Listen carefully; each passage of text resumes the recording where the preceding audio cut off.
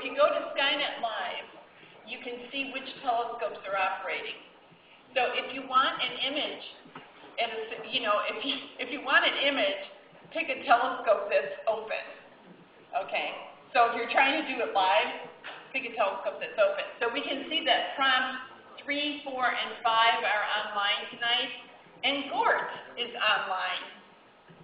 It's the sun is 65 degrees above the horizon, so it's going to be a while. If it's blank, it's not accurate. Right. Now, the Yerkes one, we will be putting online. I have to do something in the control room. I have to grant permission and turn it over to Skynet, but I will be. But right now, the prompt telescopes, the sun's not set yet, but they are taking darks. So you can see what's going on. So I like to go see what's going on and what the telescopes are doing, and it tells you what the observation is over there. So if you put in an image, you can see, especially if you put in your name next to the image, then everybody knows it's taking your image, including yourself. Okay, so that's one important thing. Now, let's go back. Then I like to look at recent images. So these will show you what everybody else has been observing. Now these were all like 11 hours ago. So somebody's observing a supernova in this galaxy. So this is kind of really fun, and you get ideas for what you might want to observe. All these PGC images, this is a group in Chile of amateurs that have time on Skynet, and I'm thinking for our teachers in Chile, they ought to find out who these amateurs are, because maybe there's some links there. Anyway, that shows you some recent images. You can also look by telescope, so you can see what are the most recent images that the Yerkes 41 did. Now, right before we closed down, the tracking went off, and I think what happened is it was going to Andromeda, and Andromeda, then when it flew back, I don't know, the tracking went off for some reason or other. But anyway, here's the classic, let's take a picture of the middle of Andromeda with the satellite. And then there were a bunch of SSSIG images. So this is my favorite star right here. And it compares to this one and these over here. So we just kind of have a series in there all the time. And then Rich DeCoster likes to look at this XXIG, and I'm not exactly sure which one is XX. But now, once in a while, the Yerkes telescope does this. And I'm sorry, and I don't know how to fix it. Maybe somebody will figure out how to fix it, but there's in the gears, it just does this every so often. So if this happens, just put your request in again, or enjoy the blobby picture. Vivian, that's actually reassuring to me. You like that? We do this just to reassure Rich. More often than I think you do. Rich, I don't know. That's a little more bizarre than yours, though. It's a little dumbbell. Something like that. Would that be like backlash? No, it's something going on in the gears. Yeah. Mosquito in the gear teeth. But this makes it seem very live. It is, recent images. You can see what's going on. So I like to look at those two things. Okay. I wanted to show you.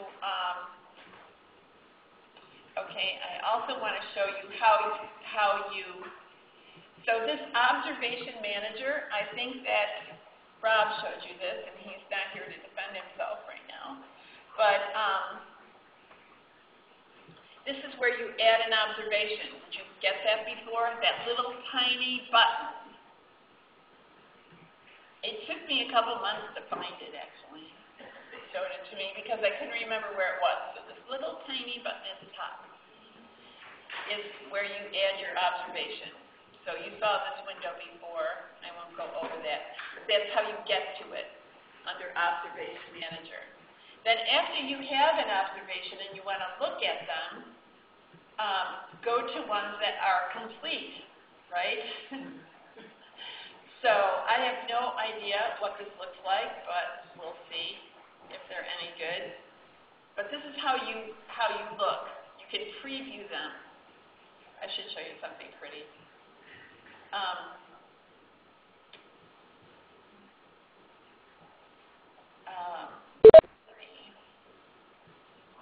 Pretty sure these are pretty. Okay, so I go here. I can download them all in a zipped file. I can download them one at a time. I can click and look at a JPEG. Oh, that isn't pretty. Okay. So now I know I don't want to bother.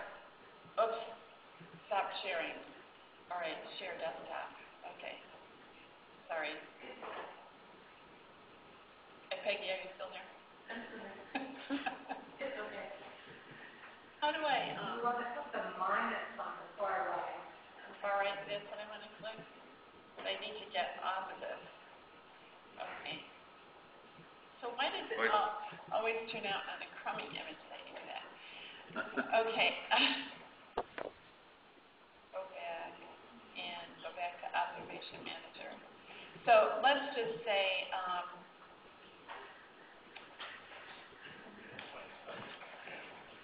do you see it? Okay, all right. Okay, so here are preview the images, and now you can see this gorgeous image of the dumbbell nebula that we took last week. Isn't that beautiful? That's with the blue filter, and there's another. We took the blue ones over because they were blobby, but we have red and green ones also of this, and luminance filters ones. How would you rate them compared to the 24-inch images? They're about the same right now because our mirror is crummy, but they're going to be much better when we. This is a bigger CCD? They're both the same. We got new CCDs complements of the master's program. Kevin? Did you show them the class? Okay, all right. Under calibration images, this is how you find the. This is how you find flats and darks. And if you're going to do automatic calibration, like with Maxim, the flats, you have to change in the header. You have to change light frame to flat frame for now. But anyway, this is how you find the flats.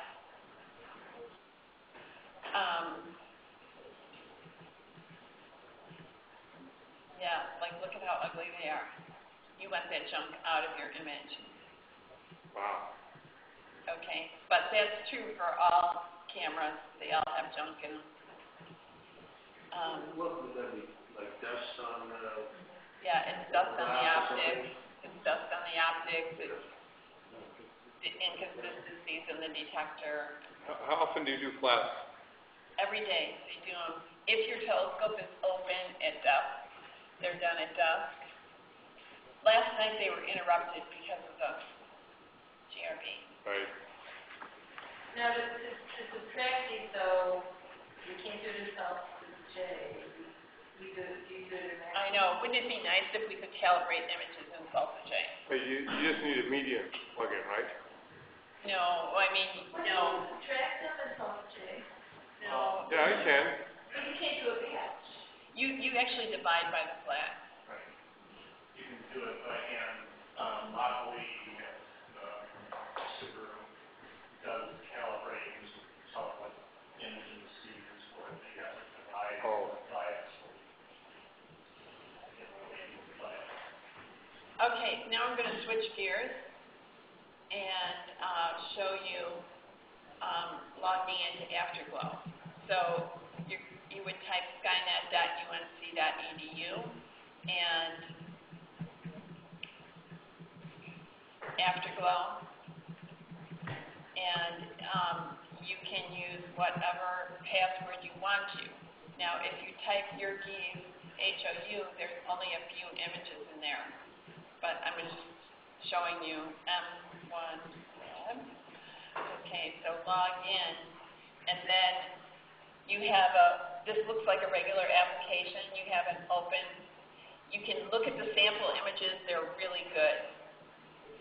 But if you look at my workspace, and we look at Saturn, and then we just pick a Saturn picture, it opens up. Now, you can put this little hand and you can move it around just like on Google Sky.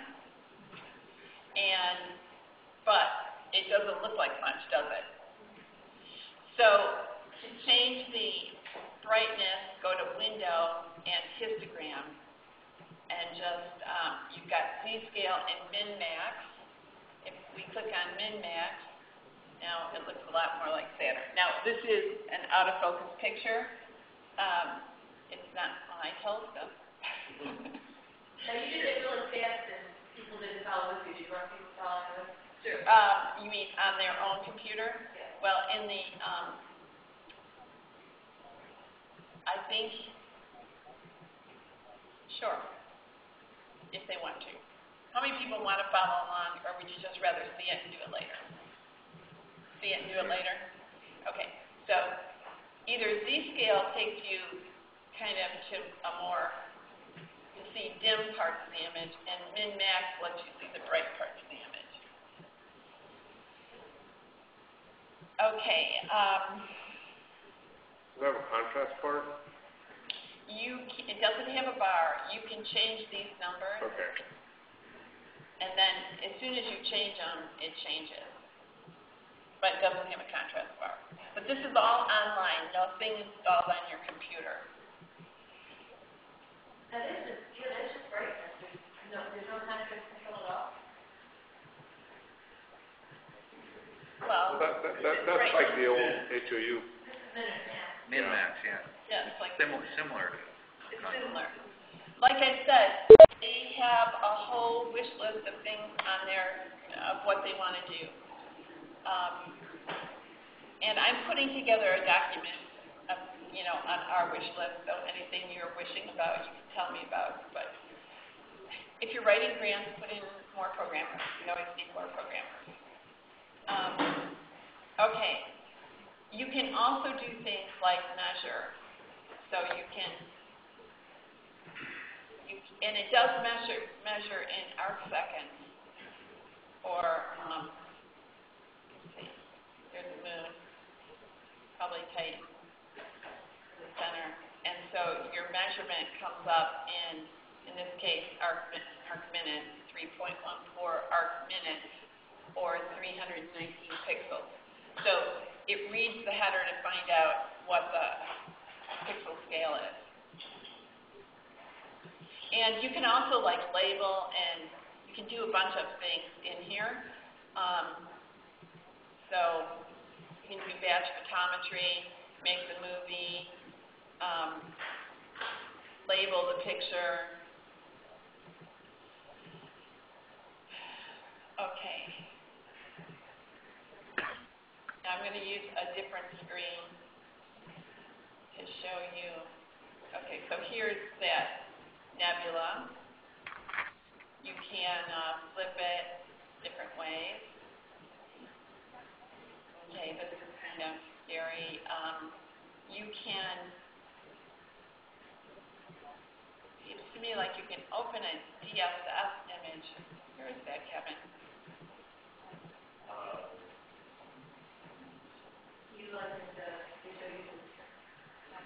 File, open DSS image. So I really shouldn't do this like this. No. Anyway, there's a way for you to open a comparative image.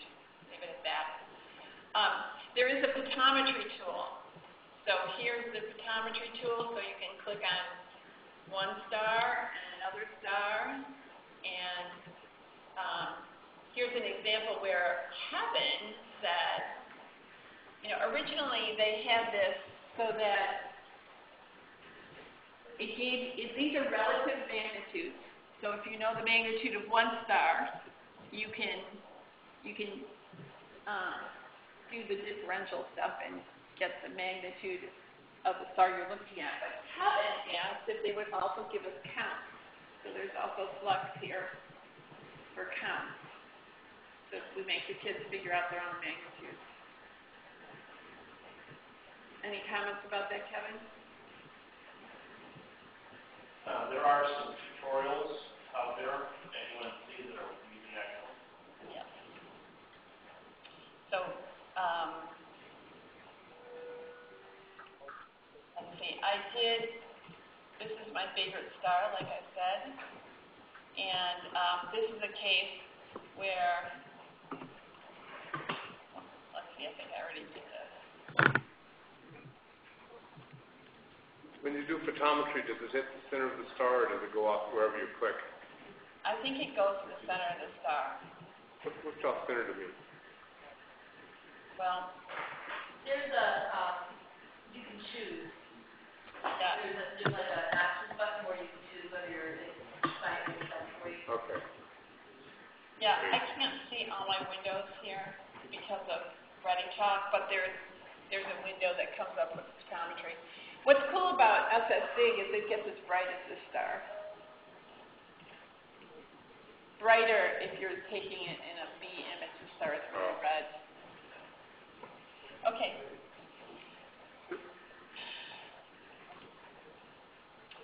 So if you want to know about the tutorials, I just do Skynet. I do Skynet, Afterglow, tutorials, telescopes or something. I don't remember. So there's video tutorials, and these video tutorials are excellent. So how to put a job in, how to change brightness, how to label something. These are really excellent. They made them for their undergrad classes. They're really good. Look at that. Using story.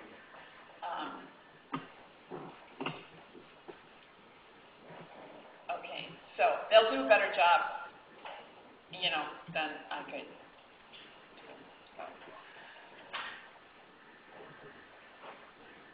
Okay, so just get your feet wet in Afterglow, and we'll help you with it. Okay, I'm going to switch gears a little bit and show you that I do have a website for Stone Edge where it's mainly a website for me. I figure out, what's the weather in Sonoma, what are the sunrise, sunset times, what are my observing records, what's the real sidereal time, what are all my command lines if I want to run it by command lines. So I have all my little notes in here about what I use to run the telescope if I run it without the GHOU. So that exists. And then I just wanted to show you a few images that were taken by the observatory. So I felt really proud of myself because this is a 20-inch telescope and everybody was trying to take a picture of the moon. So I learned how to command the dome to go in front of the telescope so it covered up most of the mirror. And that way I got a picture of the moon. Now, are you impressed? I'm impressed. I was pretty impressed with myself too. Then Jeff Sweet, it got cloudy on him. The moon was out, so he pointed the telescope at the moon, and he has a really perfect neutral density filter with those clouds. So this is another way to get a picture of the moon. And that was done by Jeff Sweet. This is a picture by Jackie Barge. Our graphical user interface allows you to combine images, to align and combine images to make color pictures. So this is a picture of the Orion Nebula that Jackie did.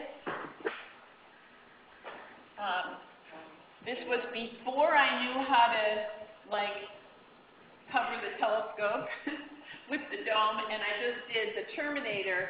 And then one of our blind students who's been working with us since she was in middle school, she's now in college, she was taking an astronomy course. And we have this in a tactile form at the observatory.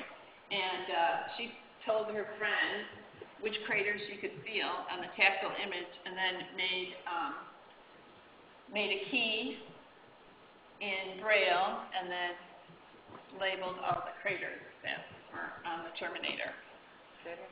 Pretty nice. This is Jupiter, 2 nights in a row, one by Pam Grayer, who teaches in Chicago, and the other by Margie Corp, who teaches at Troy Middle School. Okay, this is kind of cool. Asteroids have the greatest names. I mean, besides Patrick and me, and Connie Walker has an asteroid too, but asteroid Keith Noll is the discoverer of numerous trans-Neptunian binaries, but he also works at Space Telescope Science Institute, and he's the creator of the Hubble Heritage Project. So, who knew that, right? So we took a picture, and this is, many of you will recognize the Astrometrica dots and things on it.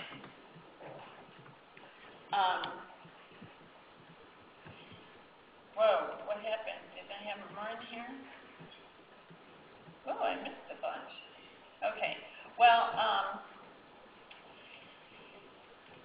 what's in the future for Stone Edge? We just bought a server that's going to be at the University of Chicago, and I hope to resurrect all the Yerkes 24-inch images that were on the old HOU computer.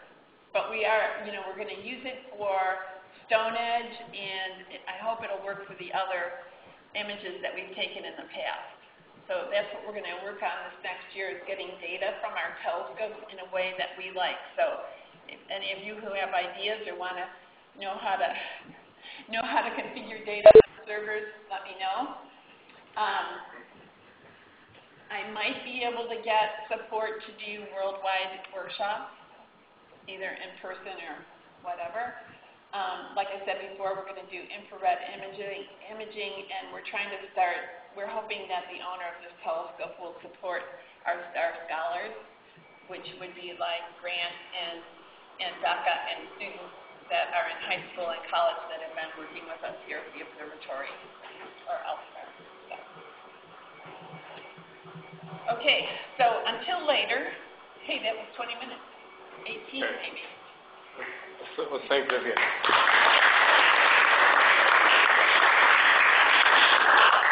So yeah, I think this ends the day. Thank you to all of you. It's been a fantastic day. And we're supposed to meet at, I think, 6:45 on the doorsteps of Yerkes Observatory.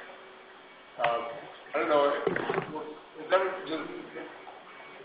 Will there be some tour guide who can walk people up the path for those who don't know how to get there? Thank you. Please stand by.